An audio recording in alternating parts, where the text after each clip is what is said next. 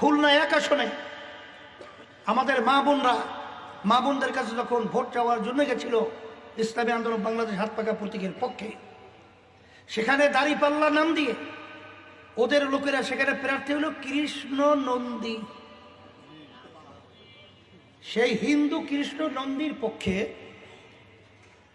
সেখানে দাঁড়িপাল্লা মার্কায় আমাদের মেয়েদের উপরে, আমাদের বোনদের উপরে, আমার মাদের উপরে যেভাবে ওরা অশ্লীল আচরণ করেছে, এমনকি আমাদের মেয়েদের বোরখা পর্যন্ত ছিঁড়ে ফেলছে, ওড়না ছুটাই ফেলছে। এ কোন আচরণ? এই আচরণ আমরা কঠিনভাবে ধিক্কার সহকারে আমরা প্রশাসনকে বলবো, আমাদের অন্তর্বর্তীকালীন সরকারকে বলবো, নির্বাচন কমিশনকে বলবো, যদি এর প্রতিকার